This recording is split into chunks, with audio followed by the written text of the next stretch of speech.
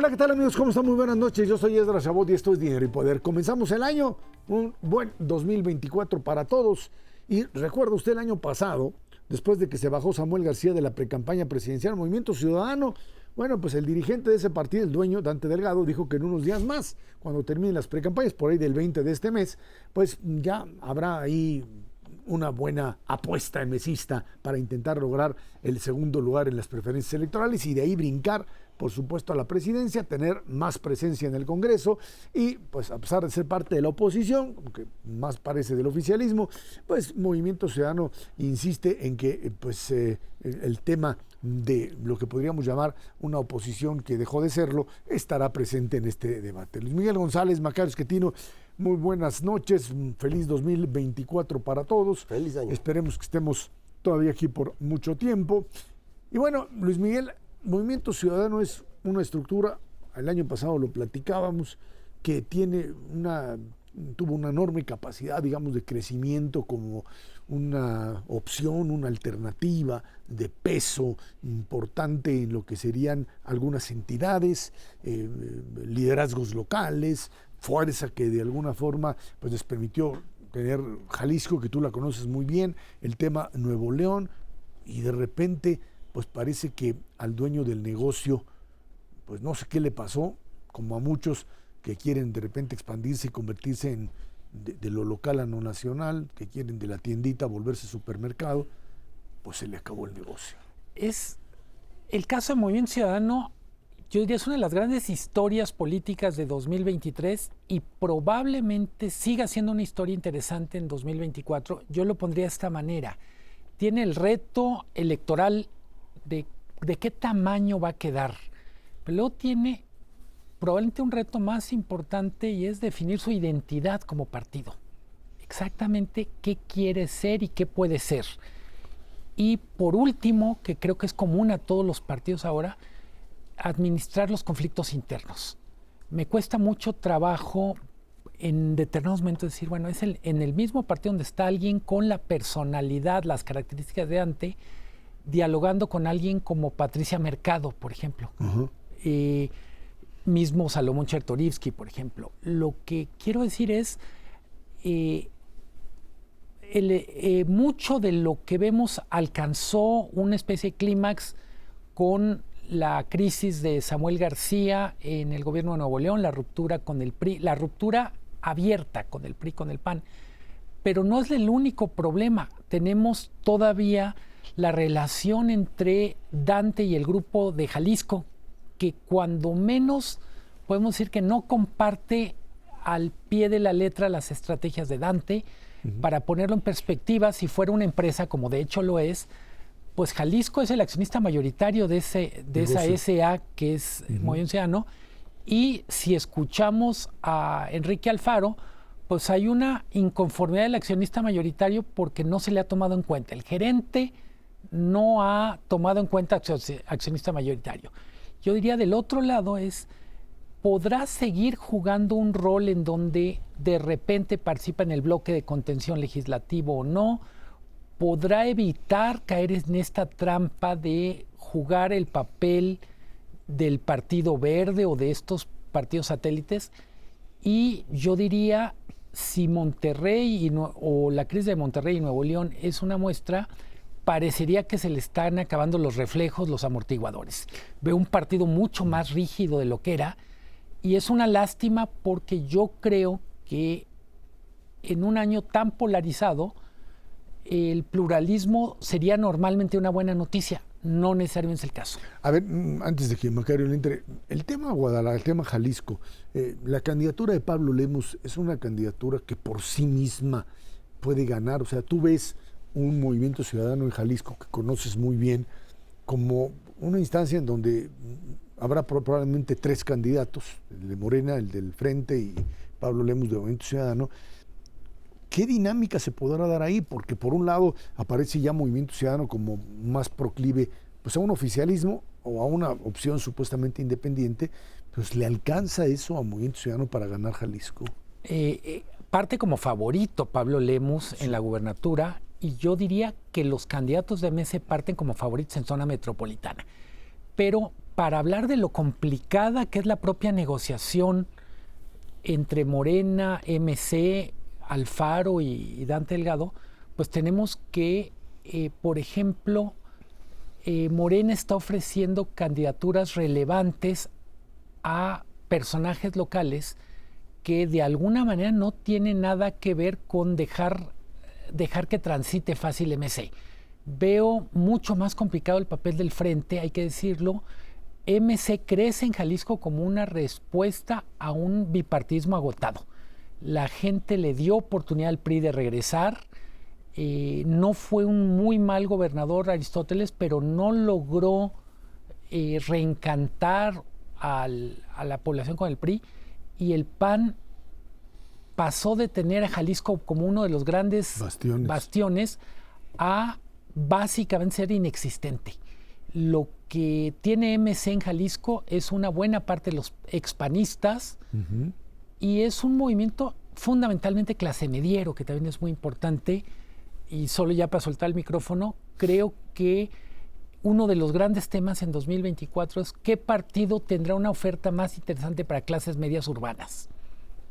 Al respecto, esa fue la estrategia de Movimiento Ciudadano, ir captando en cada lugar liderazgos locales que fueran atractivos para los votantes, clase medieros, y por esa razón obtuvieron más gente que venía del PAN que del PRI o incluso del PRD, algunos perredistas, pero no muy de los duros, y así se construyó Movimiento Ciudadano, insisto, como una copia de lo que hacía Ciudadanos en España, que fue también una estrategia exitosa.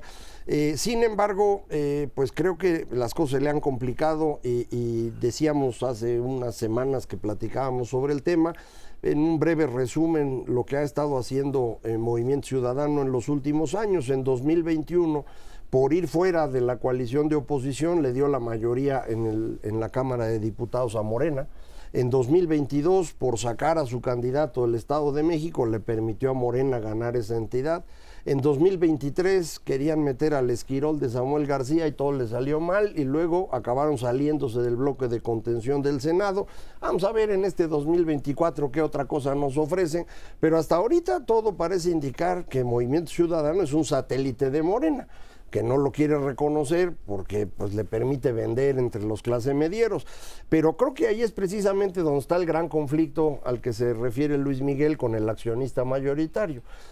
Alfaro no creo que tenga ningún interés, ni Pablo Lemos, ni Clemente Castañeda, ni toda la gente de Jalisco, de moverse a Morena. A ellos no les conviene, ellos tienen una fuerza local relevante, no creo que la quieran perder, y creo que lo que está deteniendo todavía qué exactamente va a acabar haciendo el Movimiento Ciudadano de Jalisco, a diferencia del nacional, tiene que ver con cómo se termina de acomodar el Grupo Universidad después de la muerte de Raúl Padilla, que es una fuerza política muy importante en la entidad, con la que Alfaro traía conflicto, pero pues ahorita no sé cómo acaben. Entonces eso es lo que va a determinar qué acaba haciendo Alfaro, y no sé si vamos a tener estos dos movimientos ciudadanos, el de Dante trabajando con Morena y el de Alfaro, no sé si a nivel nacional trabajando con el Frente o de plano ya un partido local. La verdad no tengo idea, a lo mejor tú sabes más. Ahora, nada más, el tema está ligado al hecho de que si la elección es una elección polarizada, como lo que va a ser, una tercera fuerza política parecería no tener posibilidad. Antes de que renunciara el propio Samuel a la candidatura, pues, llegó a tener ahí en encuestas, que bueno, yo insisto, encuestas hay que tener cuidado con ellas, pero digamos, intención de voto de hasta el 16%. Eso sí te abría la posibilidad de una tercera fuerza que tiene peso, no para ganar, pero sí para golpear, en este caso fundamentalmente al Frente. Cuando ya no tienes a esa figura, que finalmente en términos de marketing, de mercadotecnia, les funcionó, que el TikTok y los de fosfo, etcétera, y de repente pues, van a tener que concluir o con la figura de Dante o Álvarez Maínez, o no sé, a ver qué se les ocurre ahí en medio, pero parecería que algo que Macario ha dicho en otras ocasiones igual, si esto es de a dos, el tercero está prácticamente eliminado.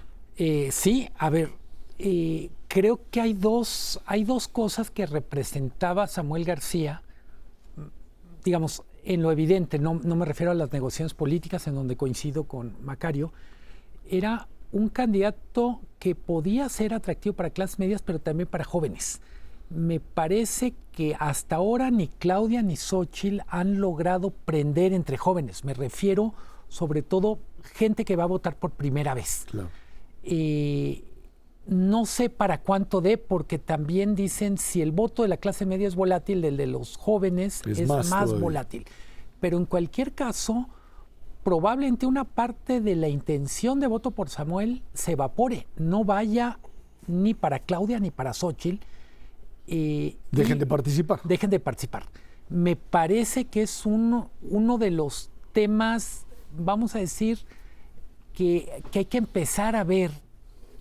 Si la oferta política a lo largo del 2024 no logra entusiasmar, lo que vamos a tener es un nivel de participación relativamente baja. Okay. Es cierto que aparecería como el escenario más probable en lo nacional esta polarización, pero no necesariamente eso va a ocurrir con las 9 gubernaturas, 8 gubernaturas más Ciudad de México, ni con alcaldías relevantes.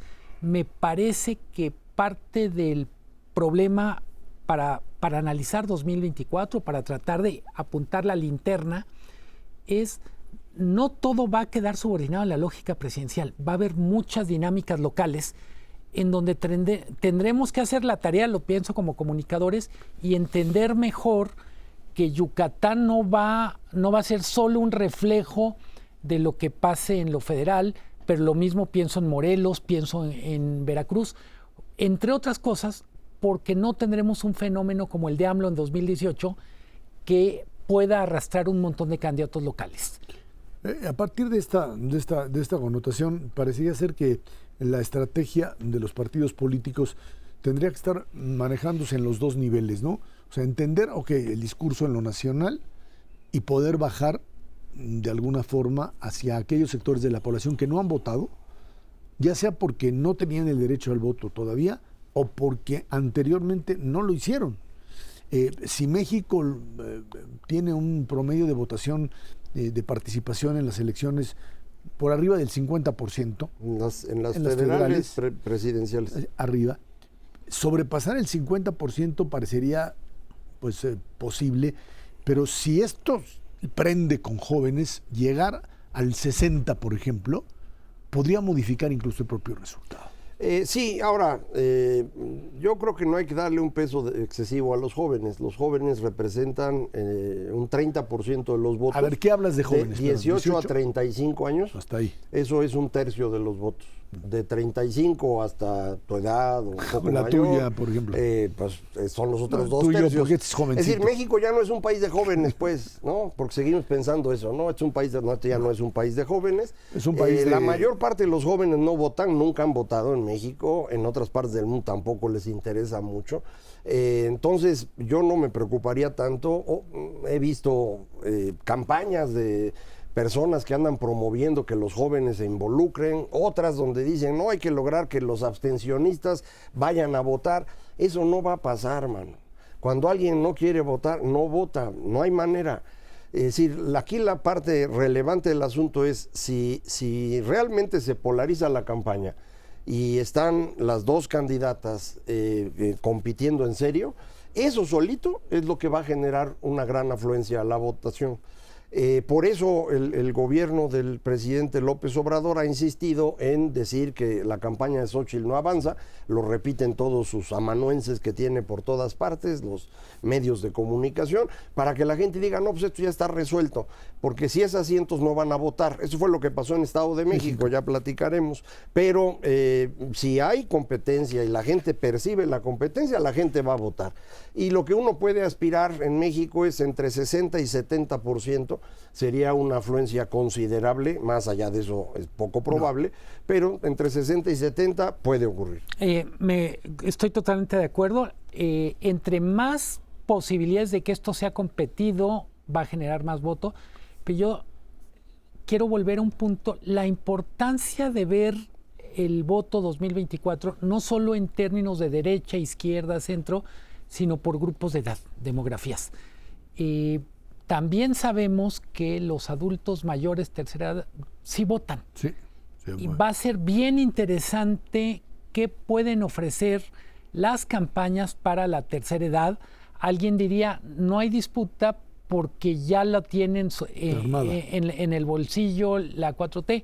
Creo que hay una enorme agenda alrededor de tercera edad que va más allá de la pensión. No, somos un país que no tiene, por ejemplo, infraestructura para adultos mayores, claro. No solo servicios médicos, sino, me atrevo a decir, diversión y esparcimiento. Esa es parte de la problemática. Vámonos a una pausa y de regreso, Macario, ahí ya está en la tercera edad, pero bueno, vámonos a una pausa y de regreso hablamos con usted de programas insignia. Los programas del gobierno funcionarán, serán parte de la propia dinámica electoral. Esto es Dinero y Poder.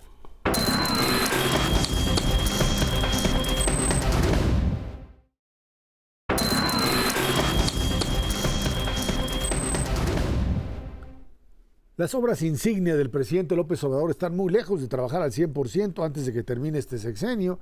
Para finales de febrero o inicios de marzo deberán quedar conformados 4 fideicomisos que garantizarán recursos más allá del propio sexenio.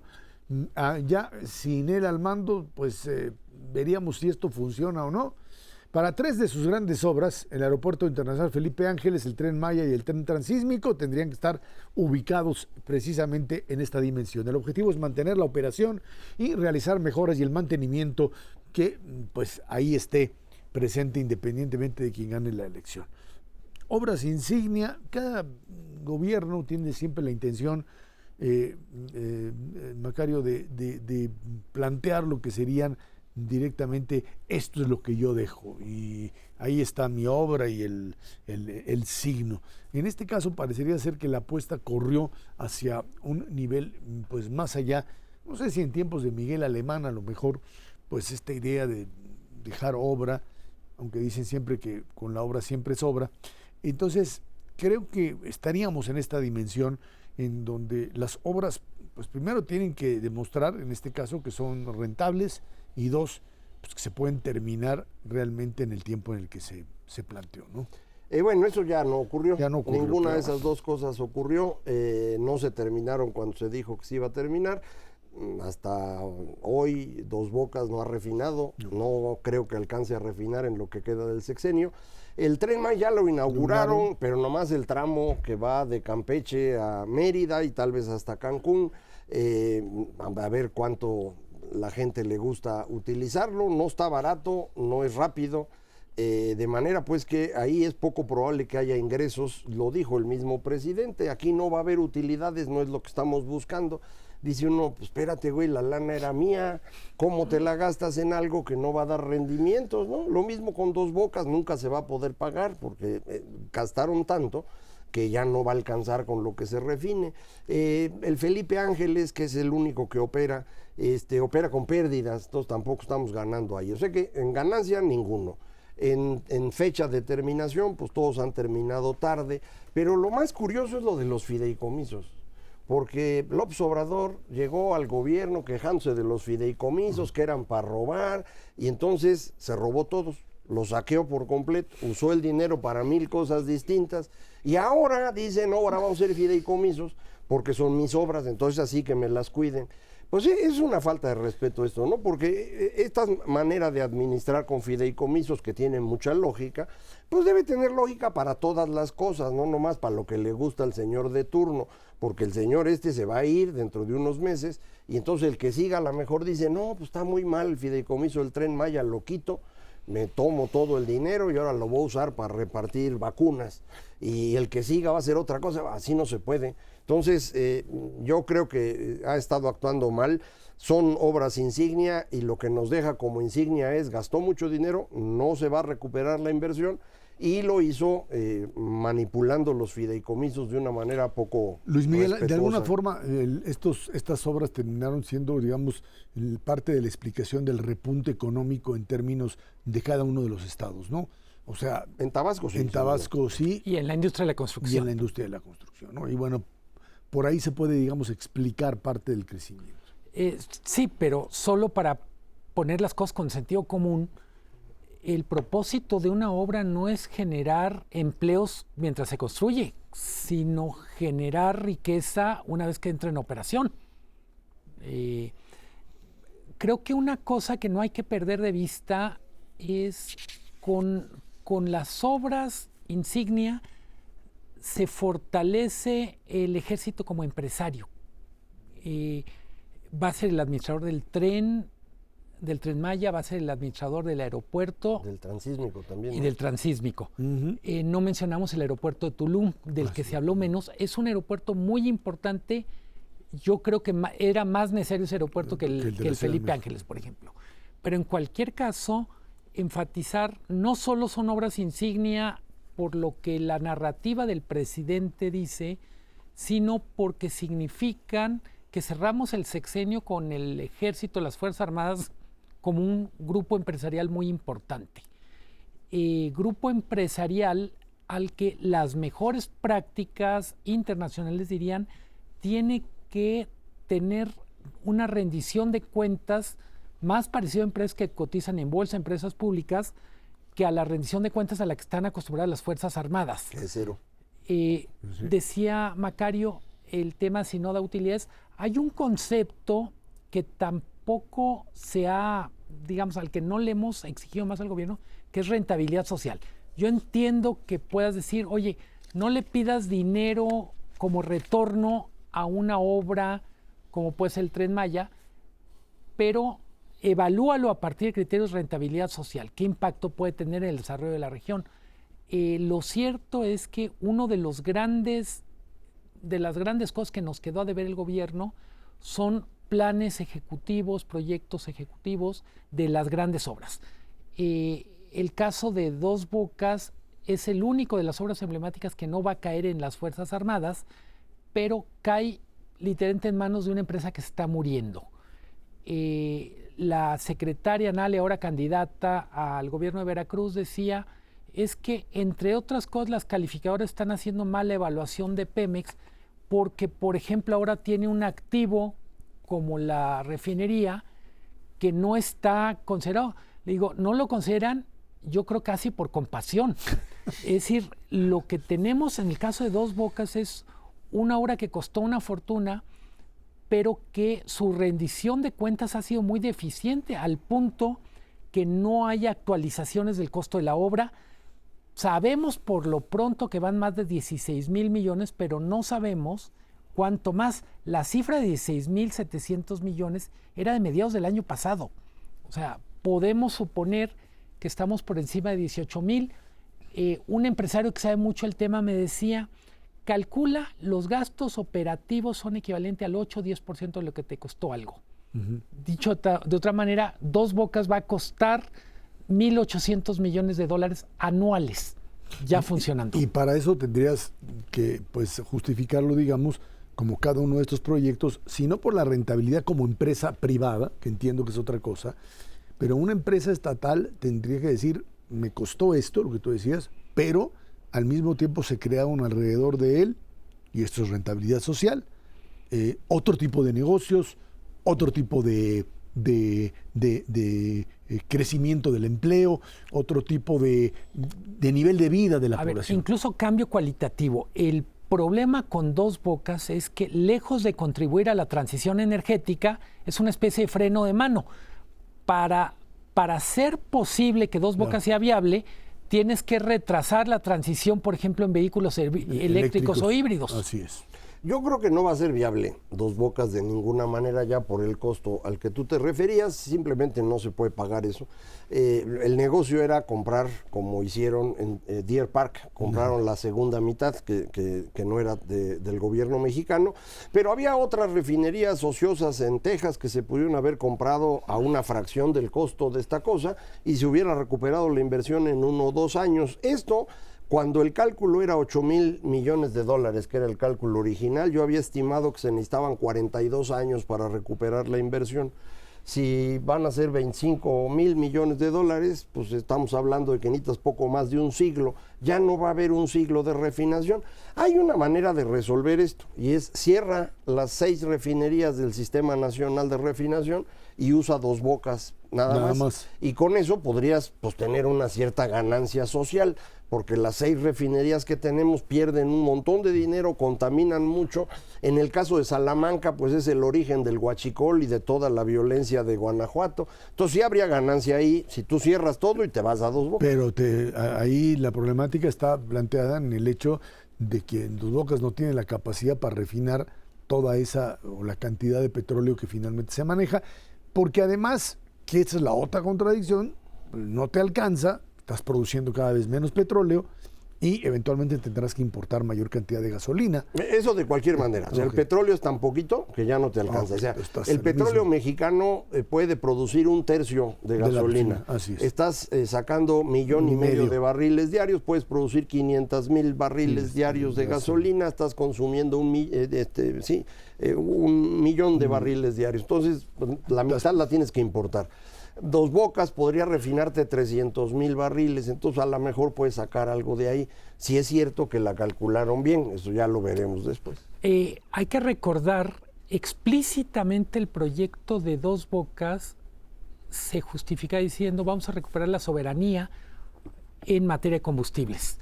La verdad es que ni siquiera en la primera presentación de Dos Bocas daban los números. No hay manera que Dos Bocas resuelve el déficit de la balanza petrolera.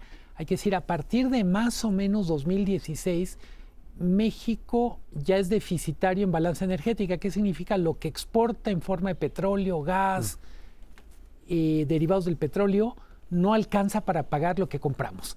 México se volvió relevante en el mercado mundial energético, ya no como productor, sino consumidor.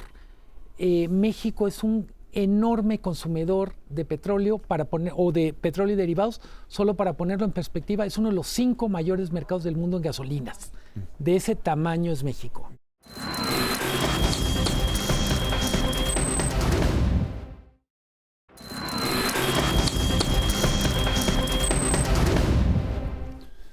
Y bueno, pues el PRI se va desdibujando con el liderazgo de Alejandro Alito Moreno como su líder nacional, pérdida de gobernaturas, renuncias de militantes de renombre y también de no renombre, y con linaje priista, son algunos de los resultados que ha entregado a su militancia y al partido. La más dura de estas pérdidas fue, pues obviamente, perder el Estado de México, que ahora es gobernado por Morena, y que pues ahí no hay nada que hacer. PAN y PRD hicieron lo que nunca pensamos ver, esta coalición con el PRI, pues ahora sí que sálvese el que pueda, ¿no? Yo creo que desde el principio del sexenio lo que finalmente tuvimos fue una, pues,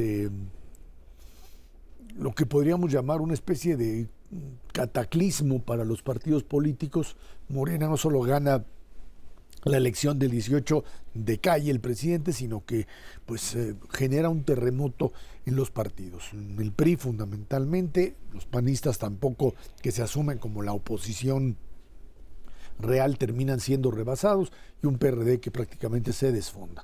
En función de eso, pues parecería ser que la apuesta del Estado de México estaba hecha para ganarla, siempre y cuando, ya lo dijimos muchas veces, Movimiento Ciudadano le entrara al asunto y pudiese controlar ahí al propio pudiese controlar ahí al propio priismo como tal. No sucedió, Luis Miguel, y en ese sentido el PRI queda prácticamente deshecho como partido.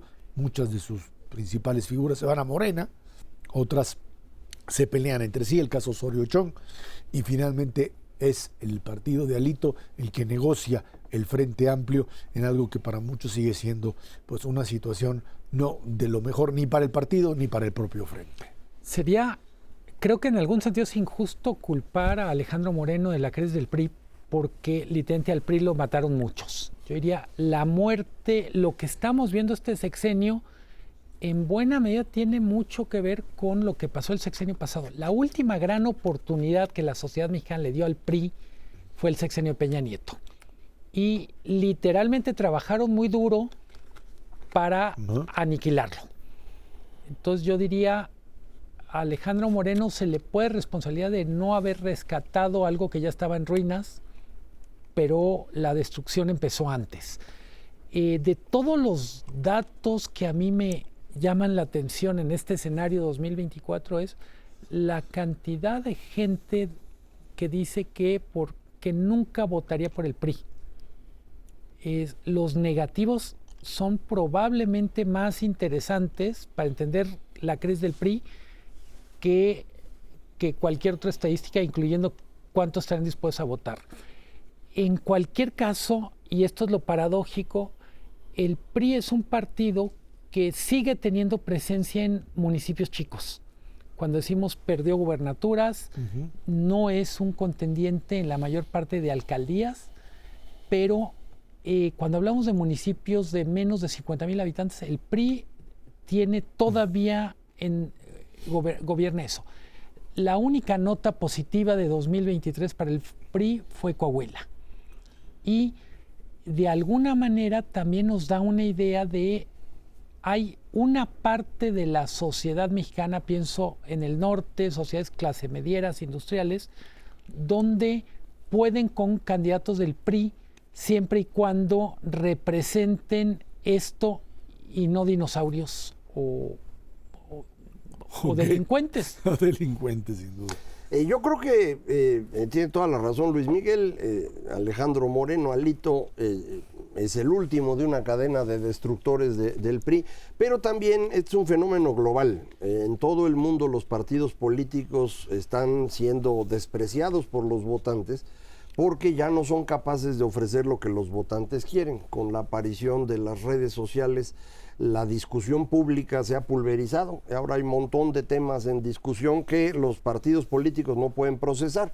Y entonces en todo el mundo la gente odia a los partidos, y aquí esto se nota en particular con el PRI, porque el PRI gobernó mucho tiempo, porque tienen una fama de corrupción bien ganada, y entonces, bueno, pues se les odia más, pero también hay negativos muy fuertes en el PAN y en el PRD, y Morena, un partido de reciente creación, que es más bien un movimiento, creo que va creciendo también en sus negativos conforme pues les toca gobernar, claro. Y se demuestra pues que no hay diferencia alguna con los anteriores, en buena medida porque pues la mayoría de ellos son priistas, ¿no? Entonces tampoco se podía esperar mucho de ellos. Yo creo que Alejandro Moreno en realidad, más que líder, hay que imaginarlo como el liquidador, ¿no? De la bancarrota. Es decir, él ya le tocó esto y lo que está haciendo es tratar de salvar lo posible.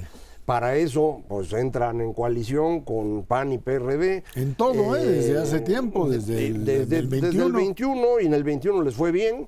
El PRI le fue menos bien, seguía siendo chiquito. Ahorita está aprovechando pues, sus habilidades de negociación, sus escrúpulos escasos, y con eso está logrando meter más gente de la que debería, según dicen algunos. Vamos a ver qué logra, pero yo creo que habría que pensarlo en esos términos. Es un liquidador. Si en este año gana la candidata de Morena y aliados, y en la coalición el Frente Amplio es derrotado, pues al PRI le quedará muy poco ya para sobrevivir. Si logran ganar con la candidata Xóchitl Gálvez este Frente Amplio, creo que PRI, PAN y PRD van a tener que replantearse cómo seguir, porque no van a poder seguir como lo han hecho hasta ahorita. Vamos, yo creo, en México a tener que pensar, ahora sí, en serio, en una especie de reforma de Estado.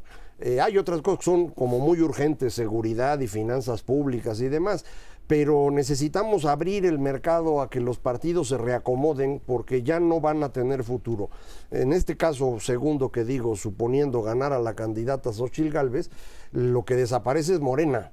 Es decir, se vendrá abajo porque ellos viven alrededor de la figura de López Obrador, no tienen otro aglutinador. Entonces sería una muy buena idea en ese escenario, pues que tuviéramos una gran reforma que abriera el mercado a la creación de nuevos partidos políticos y que pudiéramos empezar a buscar una salida, ¿no? Le quiero dar la contra a Macario. Si pierde Morena la presidencia, sigue teniendo 20 y tantas gubernaturas. Pero sin líder. Pero con poder local. Pero se van a reacomodar.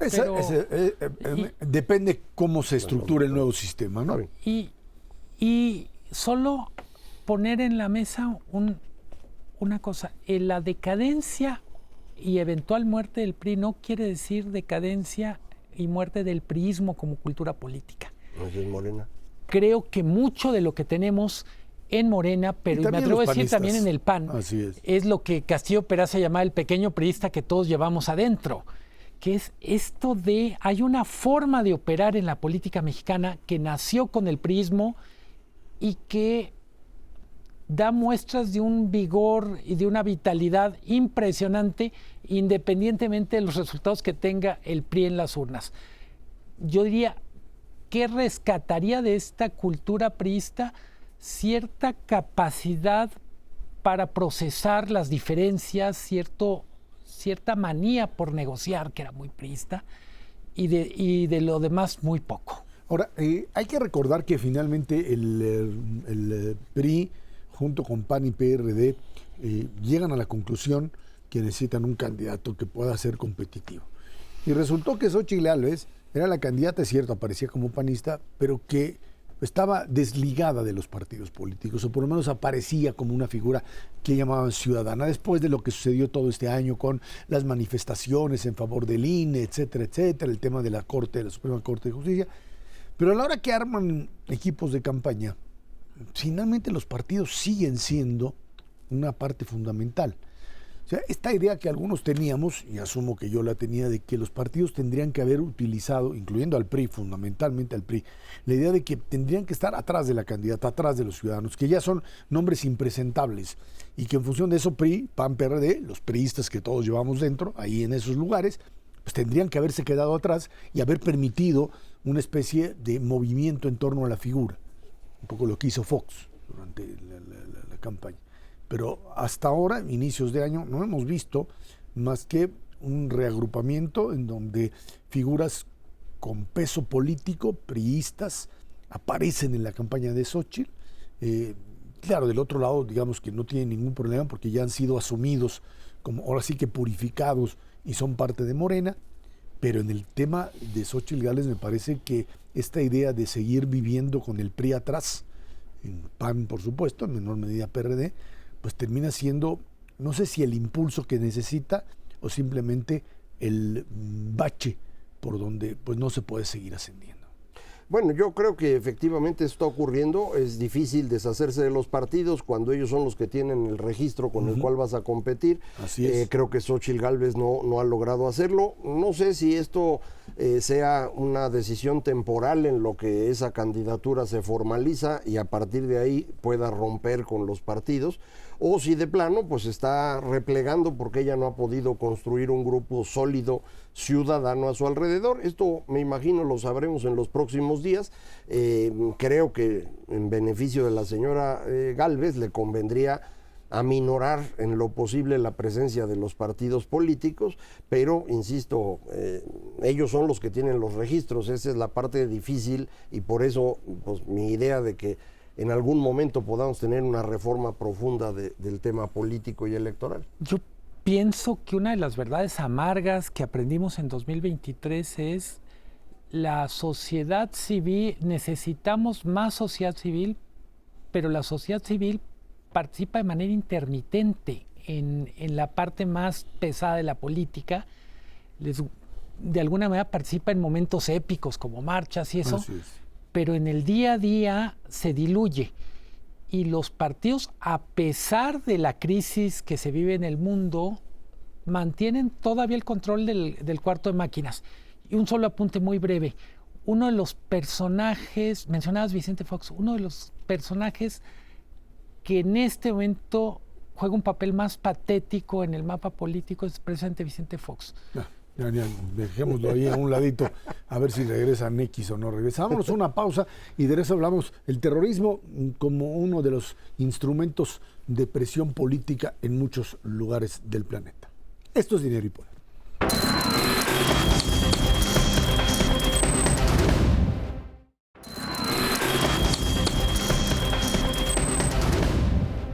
La Unión Europea y el resto del mundo deben prepararse para una ola de atentados provenientes de Medio Oriente y en manos de yihadistas, así lo advierten especialistas en terrorismo.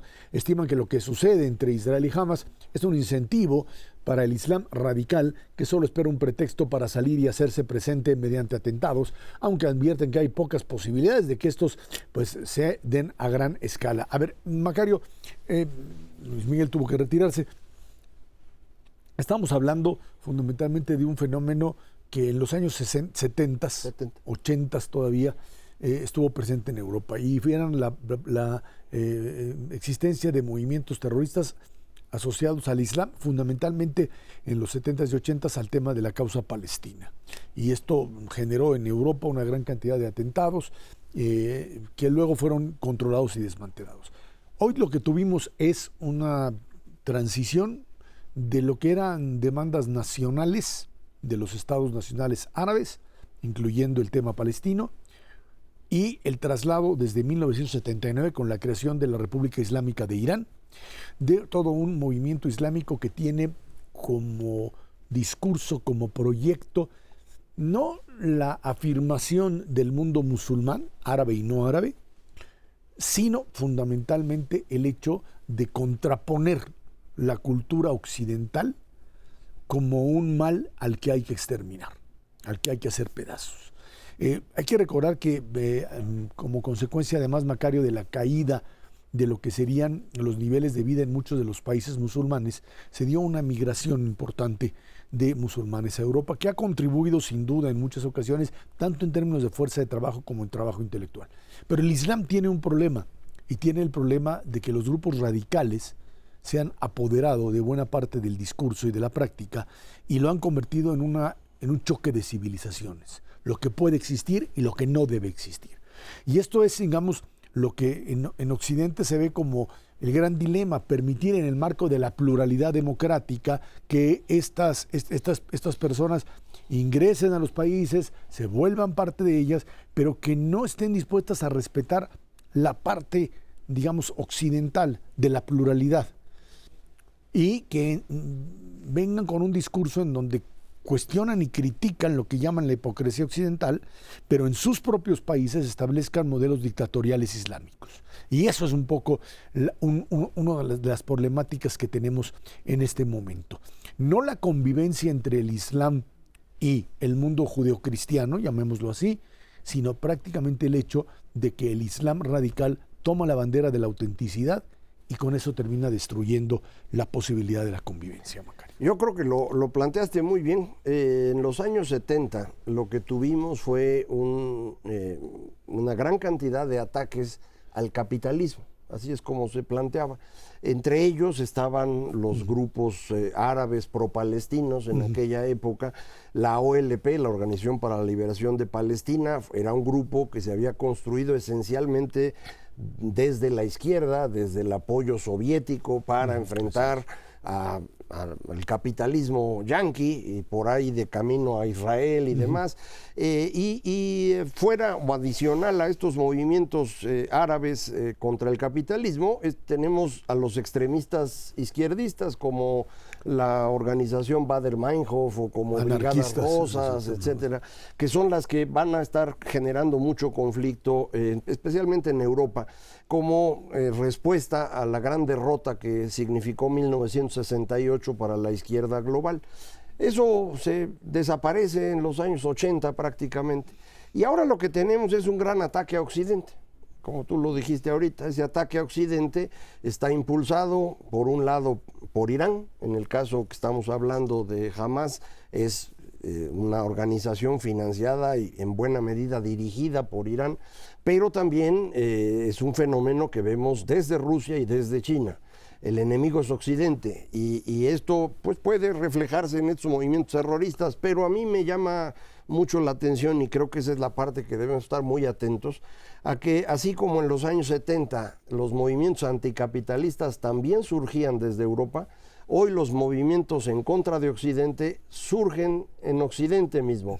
En Estados Unidos y en Europa, la cantidad de personas que han estado asumiendo, según ellos, el apoyo a Palestina, pero que en el fondo lo que quieren es destruir las bases de la ilustración occidental, porque están convencidos que eso es la herencia de los hombres blancos viejos, y que lo que hay que hacer es generar esta nueva expansión de las identidades. Ese es el gran enemigo. Es decir, el problema más importante que vamos a enfrentar los próximos años va a ser contra estos grupos dentro del mismo Occidente, que están interesados en destruir a Occidente y que tienen el control de buena parte de las universidades estadounidenses ya, y una presencia nada despreciable en Europa. ahí sí asociados a estos grupos de origen árabe que están siendo manipulados, en mi opinión, por Irán, a pesar de ser pues de una creencia diferente a la iraní, ¿no? Porque son sunitas la mayoría de los que están en Europa, mientras que el chiismo de Irán es el que los está ahorita manipulando, porque del otro lado también ya no hay nadie, ¿no? Es decir, Egipto se vino abajo, el único que queda más o menos queriendo controlar es Erdogan, que quiere construir también su nuevo califato, pero él lo lleva despacito, ¿no? Y el fenómeno de Arabia Saudita, que trata de alguna manera de equilibrar, pues, conteniendo, por supuesto, dentro de Arabia Saudita una buena cantidad, digamos, de islamistas que son la parte más radical, incluso de ahí el surgimiento de Bin Laden, por ejemplo. Exactamente. Ahora, el tema de Europa es significativo. Un libro de León Poliakov que se llama La Europa Suicida. La Europa del siglo XX fue la Europa suicida. Fue la Europa... El cuarto volumen de la historia del antisemitismo, para quien lo quiera buscar. Así es. Y Poliakov ahí lo que plantea abiertamente es esta posibilidad, Macario, de una Europa que se masacró en el siglo XX por lo menos 2 veces. Yep. ¿Sí? Que se arrasó a sí misma, arrasó a otros, y que a partir de ese momento, además, Macario, se reconstruye, llega a la solución racional de la Unión Europea, y una vez que está establecida, los cimientos de ella empiezan a moverse como terremoto. Y se rompen, y tienes nacionalismos que surgen, el tema Kosovo, el tema Yugoslavia destrozada y cómo se rearma, y finalmente una cantidad de culpas con respecto a su pasado colonialista que los hace justificar, permitir y decir que toda reacción irracional, criminal, de exterminio que se plantea desde el fundamentalismo tiene una justificación por algo que los mismos europeos hicieron, y que fue no solamente el modelo colonialista que terminó, es cierto, masacrando y destruyendo buena parte de estas civilizaciones, sino también la otra parte que creo es importante, la parte de el haber asumido que como sociedades lo que más aportaron a la historia del siglo XX fue la muerte, Macario.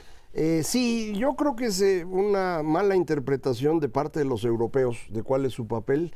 Efectivamente, en la primera mitad del siglo XX surgen 2 grandes utopías contrarias al capitalismo. Sí. Una alrededor de la clase social, del proletariado, que es la versión de Lenin, de lo que según él dijo Marx, que construye una forma política muy particular, muy novedosa, que es la vanguardia del proletariado reflejada en un partido político. La otra alternativa es la idea de la raza superior, de que aquellos que son elegidos y que se reúnen alrededor de un gran hombre fuerte, que es una invención de Mussolini, cuyo alumno más destacado fue Hitler. Estas 2 grandes utopías prácticamente destruyen Europa. Es Estados Unidos quien llega a salvarlos de la tragedia en la que se habían metido, y hoy en día lo que estamos viendo es un fenómeno similar, insisto, pero ahora el origen de la utopía no es Europa, es Estados Unidos mismo. Aunque las ideas originales son francesas, es en Estados Unidos en donde se convierten en los eslogans que hoy son utilizados para inventar este rollo del colonialismo y demás, que tú dirás, bueno, fue Edward Said el que trajo la primera idea, sí, pero es en las universidades estadounidenses donde se convierte en el discurso homogeneizador. Y ahí el detalle importante, creo yo, es que Europa no tiene por qué sufrir por un colonialismo que no tiene gran diferencia con lo que todas las demás potencias hegemónicas han hecho en el transcurso de los 15,000 años que llevamos de historia. Ese sufrimiento es producto de esta incapacidad, creo yo, de entender la historia en el contexto y de no estarla jalando a una cosa que no existe, que es el presente, ¿no? Así es, y que no, simplemente Europa parece que no puede resolver los problemas de su pasado. Macario Schettino, muchas gracias. Miguel González, que se retiró, también le agradecemos, y por favor tenga un buen año. Hagamos lo posible para superar adversidades y asumir lo bueno que tenemos. Ya sabe, aquí los jueves 10 de la noche, Canal 11, Dinero y Poder. Muchas gracias y buenas noches.